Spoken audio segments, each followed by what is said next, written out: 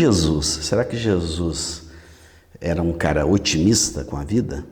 Um homem cheio de otimismo? Ou será que Jesus era um pessimista com a vida?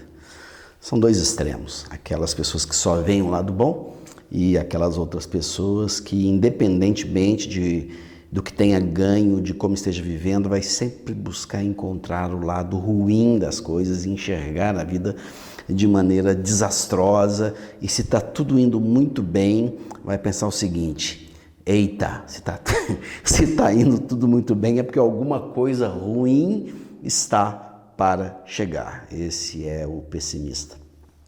Eu sempre achei que o pessimismo fosse algo muito ruim, e de fato é, e sempre entendi que o otimismo era uma característica maravilhosa e sempre busquei ser otimista. Aliás, existe um grande empresário brasileiro muito famoso que ele diz a seguinte frase: jamais conheci um grande empreendedor que fosse pessimista. Praticamente uma ode ao otimismo. E em outros lugares é dito o seguinte: nenhum grande empreendedor consegue chegar a lugar nenhum se não for otimista. Contudo, e é natural que seja assim, a gente vai crescendo na vida, aprendendo coisas novas, e hoje eu já não me defino mais como um otimista. Eu me defino da maneira que eu acho que era Jesus Cristo. Nem otimista, nem pessimista. No caso do pessimismo, ele não olhava a vida como sendo um fato consumado, apenas coisas ruins iriam acontecer, não. Mas ele também não era aquele pessimista barato. Ele não chegava dizendo: e aí galera, tá tudo bem, chegarão aí os romanos para me crucificar, mas não se preocupe, no final vai dar tudo certo, eu estou animadaço. Ao contrário, quando se aproximou ali do momento da crucificação, que ele, enquanto Deus homem, sabia que aquilo aconteceria, ele ficou angustiado, ficou triste e, enfim, a tal ponto de ele, segundo a Escritura, transpirar sangue, algo inimaginável, tamanha angústia da alma dele. Ele não era pessimista, ele não era otimista. Jesus Cristo era um realista esperançoso. Isso é o que eu penso hoje e essa é a tese que eu defendo. Tem um grande escritor brasileiro, Ariano Suassuna, que também se definia assim. Ariano Suassuna morre em 2014, mas ele dizia que os pessimistas eram muito chatos, de difícil convivência, e que os otimistas eram, na verdade, ingênuos. Por isso mesmo, Ariano Suassuna também se definia como um realista esperançoso. O realista esperançoso, basicamente, é uma pessoa de fé. É uma pessoa que não se guia pelo que está vendo. Ele é realista, ele sabe que a vida reserva bons momentos, reserva maus momentos. Ele sabe que se não está indo bem agora, em algum momento vai mudar e o cenário pode melhorar. E se está indo tudo muito bem, que a gente não deve ficar preocupado, porque também vai mudar.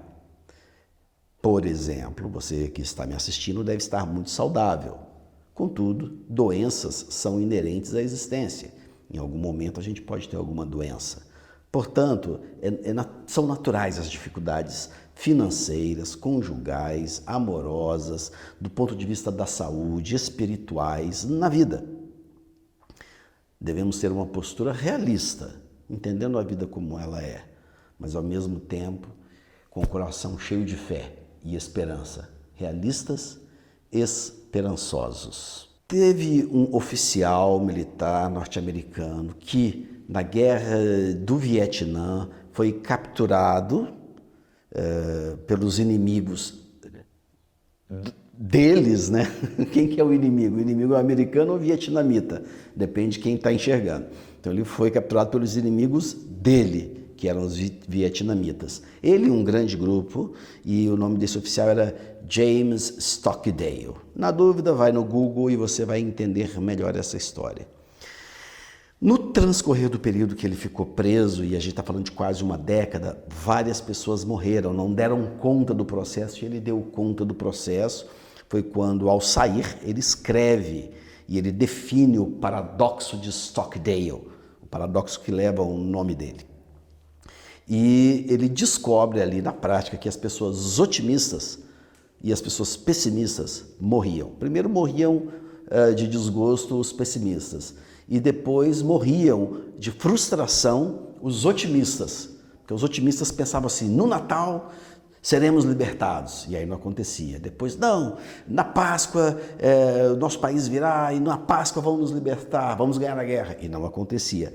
E os otimistas iam ali guardando esperança por meio do otimismo, mas essas esperanças iam sendo frustradas.